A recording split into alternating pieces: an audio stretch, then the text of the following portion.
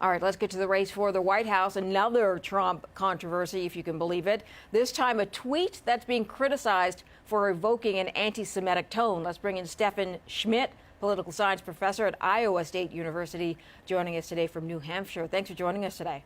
Thanks, Marilla. Was this a hack, as some are saying it is? Do we know? Marilla, we're in the middle of a wildfire, as it were, politically speaking, in the United States. And we know this one was started by humans. Donald Trump, Hillary Clinton. Trump retweets all kinds of things. Maybe some of his campaign people retweeted. And there was a Star of David on it. Supposedly, his campaign hasn't answered the question, but his surrogates are saying, oh, no, it was just a kind of a star, just like a sheriff's department in the U.S. They have badges that are star-shaped.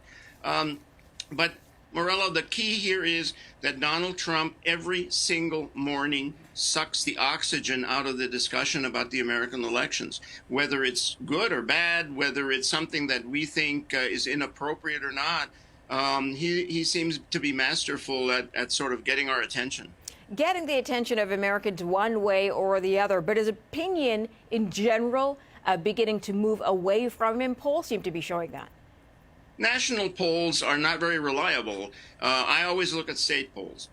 And some of the state polls actually show him tied with Hillary Clinton. Remember, your viewers know this and you know this. In the United States, there are no national elections. The election for president is 50 state elections and the District of Columbia.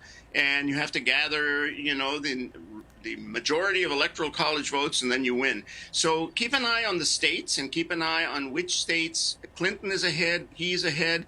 There are some states where Hillary Clinton appears to be perhaps able to capture the victory, you know, states that normally don't go Democrat.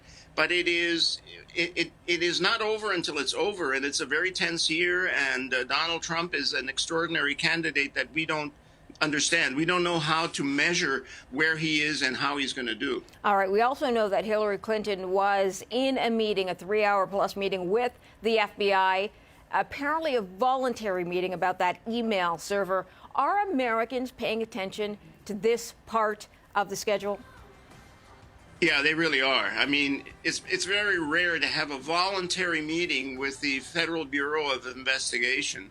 And, you know, regardless of the outcome, I mean, it may very well be that there will not be an indictment of Hillary Clinton, which is what Republicans are hoping for. But it adds just one more question about Hillary Clinton's common sense in having that private server and a bunch of other things, of course, you know, that also have popped up over this week with the Clinton campaign. So she has been accused by some as being part of that political elite who maybe get away with things other politicians, for example, would not get away with. Is that a commonly accepted or more commonly accepted view nowadays? It is. American polls show that people think that all politicians, and especially powerful ones that, you know, have a lot of connections, play by different rules, and that, you know, common individuals and us folks have to follow the rules and the law or we get punished. But the political class doesn't. And that really hurts, I think. It diminishes the legitimacy of elections and of democracy. It's not a good thing.